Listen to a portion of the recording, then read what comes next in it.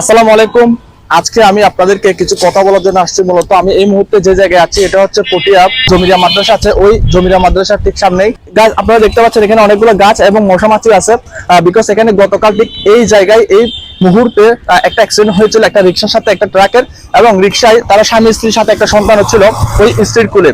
একটা ট্রাকের সাথে রিক্সা সংঘর্ষের ফলে স্ত্রীর কুল থেকে একটা একটা বাচ্চা পড়ে যায় এবং ওই বাচ্চাটা তৎক্ষণাৎই মারা যায়, এবং ওই স্ত্রীর ঠিক পায়ের উপর দিয়ে কিন্তু ট্রাকটা চলে যায়, এবং বর্তমানে ওই স্ত্রীরা ছাত্ররা মেডিকেলে ভর্তি আছে।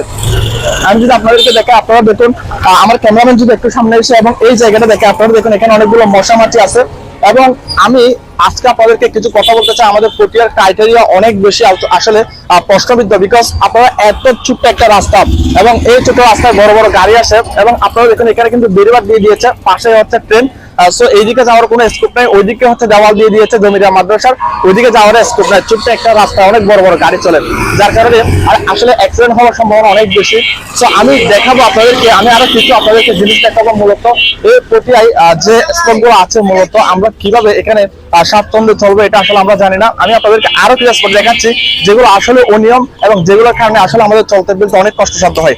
গাইস, আমার হাতের বাম পাশে হচ্ছে ট্রেনের রাস্তা এবং আমার হাতের ডান পাশে হচ্ছে মূলত গাড়ির রাস্তা। সীমাবদ্ধ ছোট একটা রাস্তা, এখানে কিন্তু প্রচুর মানুষের দৈনন্দিন আসা যাওয়া হয়। বাট এখানে এত কিছুর মধ্যেও যে আমার হাতের পেছনে আপনারা দেখুন কতগুলো ছাগল, বা কিন্তু এগুলো একদম মাসব্যাপী তারা বিক্রি করে থাকে পার্মানেন্টলি, এটার কোনো বাজার নাই। তারা এই যে লাইসেন্স, এই লাইসেন্সটা কোথায় পেয়েছে আসলে আমি জানি না, বাট এগুলো কিনতে অনেক মানুষ এখানে ভিড় জমে, যার কারণে কিন্তু অ্যাক্সিডেন্টের সম্ভাবনা দেখা দেয়। আমরা কোনো একটা অ্যাক্সিডেন্ট হয়ে গেলে কিন্তু এরপর এটা সলিউশন করি, বাট এর আগে আমরা প্রতিরোধমূলক কোনো ব্যবস্থা নিই না।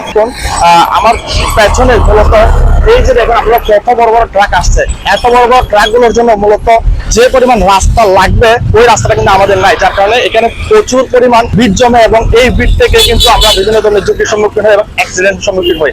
গ্যাস, এগুলোর প্রতিরোধমূলক ব্যবস্থা আমরা কখন নিবো আসলে আমরা জানি না। সরকারের কাছে কিন্তু অনুরোধ যে এই রাস্তাগুলো আসলে অনেক বড় বড় দরকার, কারণ এখানে ট্রেনের রাস্তা আবার গাড়ির রাস্তা, এর বাইরে হচ্ছে আবার ছাগল বিক্রি, তাও পার্মানেন্টলি লাইসেন্স করে পাইছে আই ডোন্ট নো। সবকিছু মিলে আমরা যদি একটা সলিউশন নিতে না পারি তাহলে এই ধরনের অ্যাক্সিডেন্ট হবে এবং আমাদের কিন্তু এই দুর্ভোগটা ভুগতে হবে। আসসালামু আলাইকুম।